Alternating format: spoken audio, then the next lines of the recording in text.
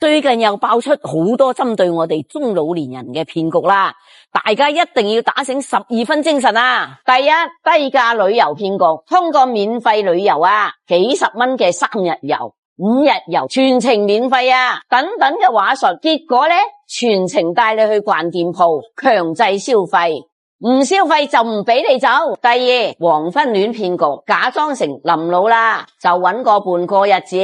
有大把錢可以一齊養老等等，建立關係之後就話屋企人病咗，